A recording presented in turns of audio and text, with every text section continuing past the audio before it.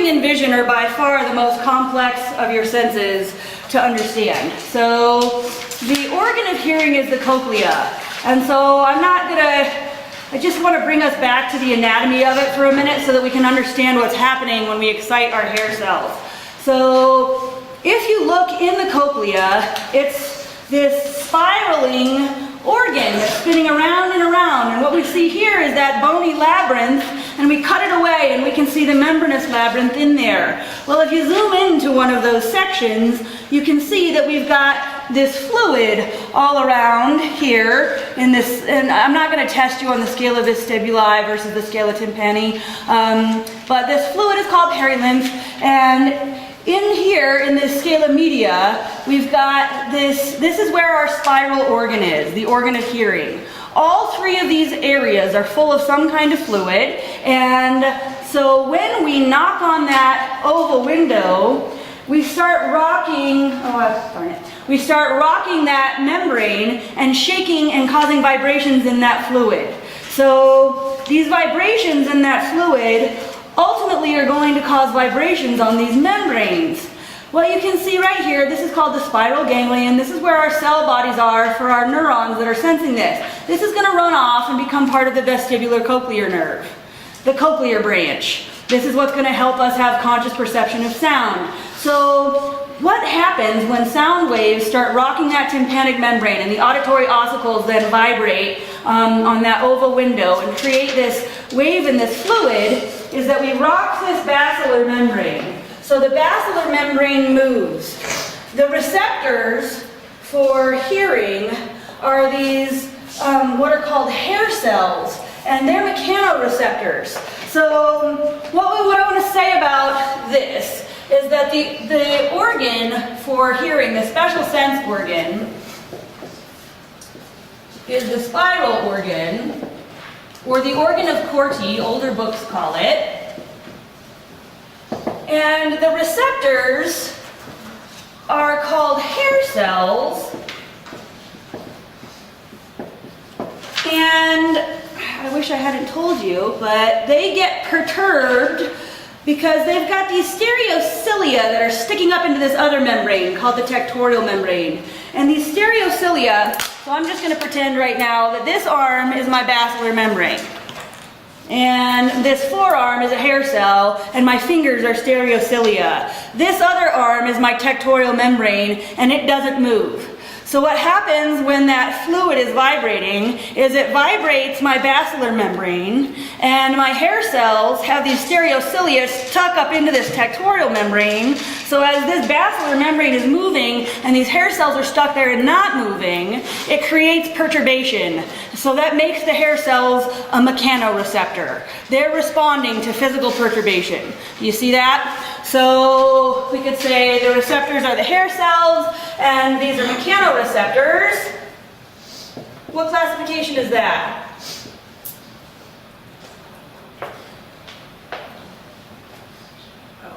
Functional. Yeah, it's their functional classification. It's their classification by type of modality or method of stimulus. We could say they're exteroceptors because they're responding to information outside the body. That one's a weird one for people when they think of the rods and cones in the eyes.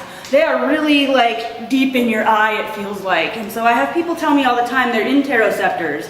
There are no photons of light inside your body. The photons of light are coming from the outside. So these are exteroceptors by location of the stimuli they're responding to. They're mechanoreceptors, and they're in the special sense organ, the organ of Corti, or the spiral organ. So what's going to happen then is hearing is the reception of an air sound wave that gets converted to a fluid wave that ultimately is going to stimulate these mechanoreceptors that are going to send the impulses to the brain for interpretation. So if we think about what we're transducing here, we're going from waves in air to really kind of, we could think about vibrations on bone, which is going to create waves in fluid, which is going to give a mechanical perturbation to these cells that are then going to be able to convert that into an electrical signal.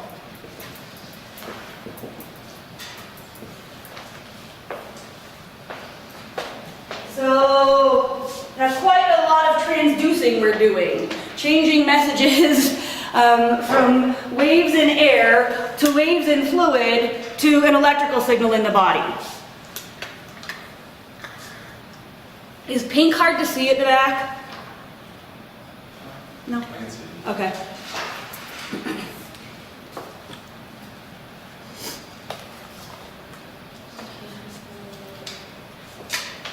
So sound is this weird thing, and this is all physics, so I'm not going to make you worry about knowing all of the distance and wavelength and amplitude and all of that stuff. But basically what sound is the movement of stuff in air. And you can read about all the physics and stuff if you're really interested in that. But high frequency waves give us high pitches, low frequency waves give us low pitches. And that is what different parts of the basilar membrane and different hair cells are going to respond to.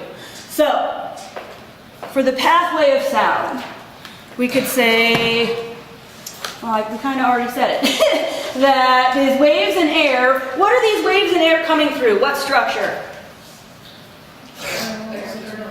External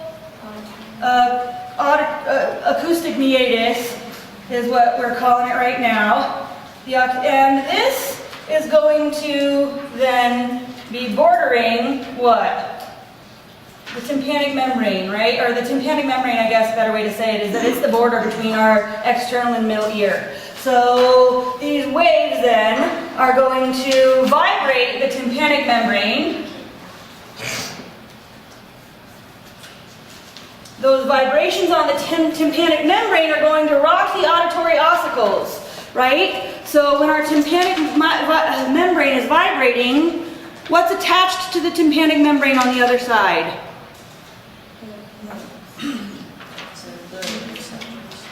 It's, if we're looking just, here's our wave coming down our external acoustic meatus, here's our tympanic membrane. What's attached, right, to the tympanic membrane? Yeah, the malleus. So it's one of our auditory ossicles. So we've got the malleus, the incus, and the stapes. And so the malleus is the one that's attached right to the tympanic membrane. So the malleus is going to move, which is going to rock the incus, which is going to rock the stapes. So we vibrate the tympanic membrane, which is going to cause the movement of these bones. And now, if we're looking specifically at what bone is causing this, the stapes is knocking on the oval window. So the stapes will say moves the oval window, which is attached to that cochlea, and that membranous labyrinth, so it's causing motion, or the waves in the fluid, we could just say, I'll just say, of the membranous labyrinth.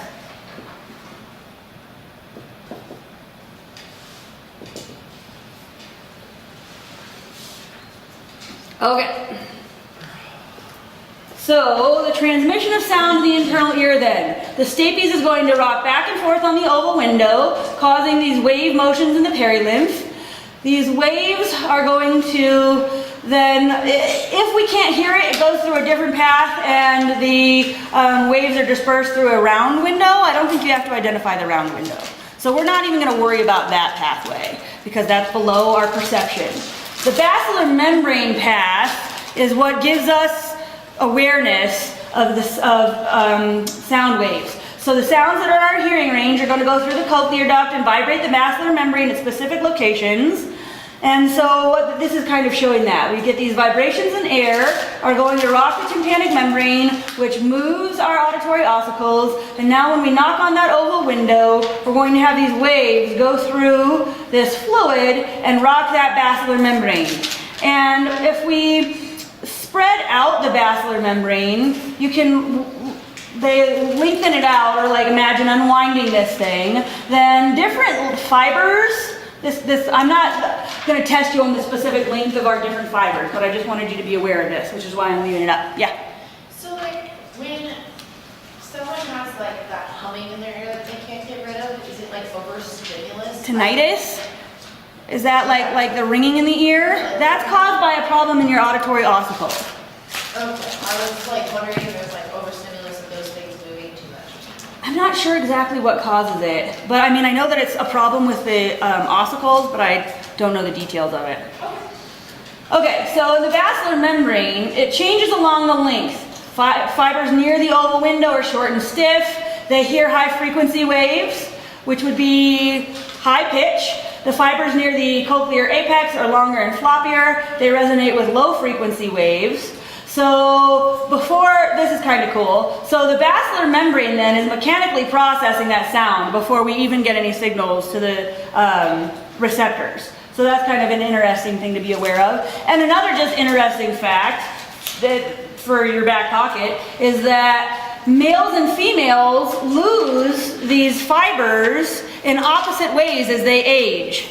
So that these long floppy fibers that hear lower pitches are the first ones that females lose. And these short stiff fibers that hear high pitches are the ones that males lose. So when a couple who's been married for 50 years are yelling at each other at the end of their marriage, it's not because they're mad, it's because they literally cannot hear each other.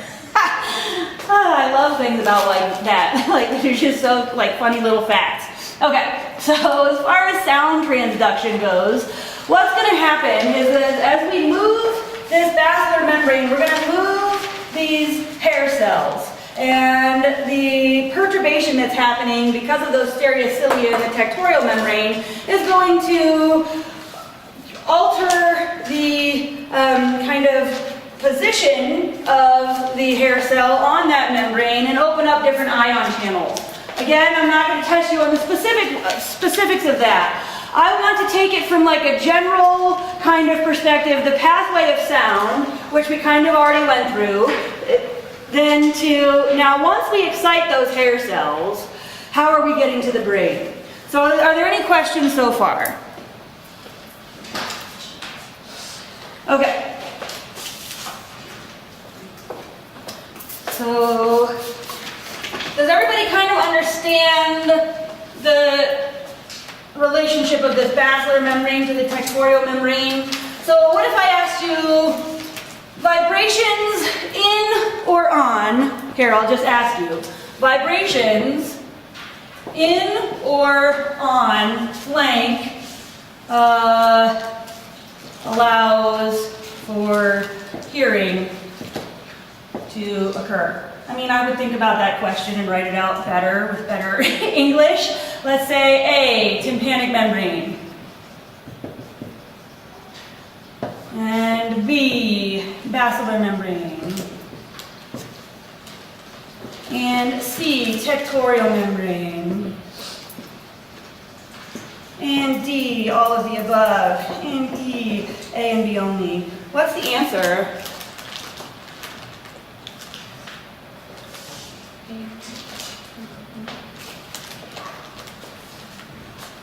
You can show me your fingers again. Some people are doing it.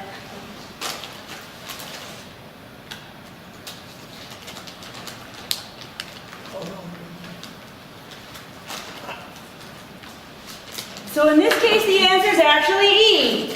So why? Vibrations of air on the tympanic membrane are definitely going to be needed for hearing to occur. Vibrations in fluid rocking the basilar membrane are needed. The tectorial membrane doesn't move. So the tectorial membrane is stuck there, and it's not moving is what allows those hair cells to be perturbed. If it moved with the basilar membrane, then we'd all just be moving and we wouldn't get irritated. It's the fact that I'm stuck there and can't move those hair cells that's the mechanical perturbation that opens our ion channels. Make sense?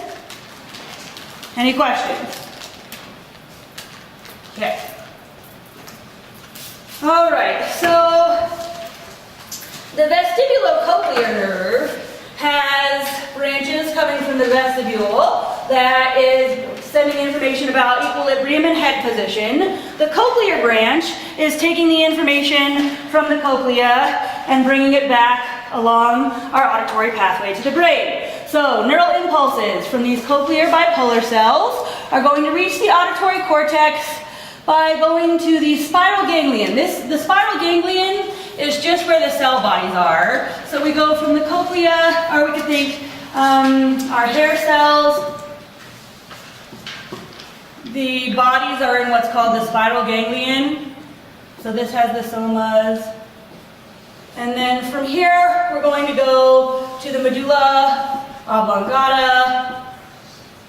Well, let's just clump it together and say we're going to go to the brain stem. Because I didn't make you worry, since we had that snow day, we didn't worry about our lateral lemniscus and all of that stuff. So let's say that we'll go to our brain stem, which is going to help with things like our auditory reflexes, but also because our sensory information goes through our brain stem, and then it's going to go up to our thalamus. So we'll say our hair cells to our spinal ganglion. So these would be our neurons that are going to synapse in the brain stem. And then I've got neurons in the brainstem that are synapsing in my sensory relay station, which is my thalamus. And then from my thalamus, I'm going to send my third order neuron to where? Auditory processing. It's the primary auditory cortex. Which lobe of the cerebrum is it in? Temporal lobes. So we'll go to the temporal lobes. And this is where our primary auditory cortex is. So it's a three neuron chain, right? We're relaying information from our first order sensory neuron to a second order interneuron that's going from the brainstem to the thalamus, to a third order interneuron that's synapsing in the primary auditory cortex of your temporal lobe. Some fibers cross over, some don't.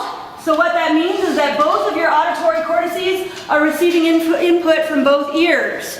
And what that means is that unless I get really close to one ear and whisper, it seems like sound is hitting you in the center of your head. So we process information from both ears on both sides of the brain. So just kind of be aware of that. So both ears we're gonna have some information crosses over, some stays on the same side from both ears. So ultimately it makes it seem like sound is coming at the center of your head, or you can process it that way. You're hearing from both ears. Make sense? Questions? Okay, so as far as auditory processing goes, the perception of pitch is going to be determined by which hair cells are getting excited. So that's kind of what it was talking about, that the basilar membrane mechanically processes sound first, because different parts of it were responding to different wavelengths of sound. The detection of loudness is determined by the brain, as you have more action potentials. So like we were talking about, how can the brain code for intensity? Well, when I'm whispering, there aren't as many action potentials. And when I'm yelling, there are more action potentials. So it's a louder stimulus. You can localize that sound depending on the relative intensity and relative timing. So if the timing is creased in one side, then the brain will interpret as coming from that side, and so on.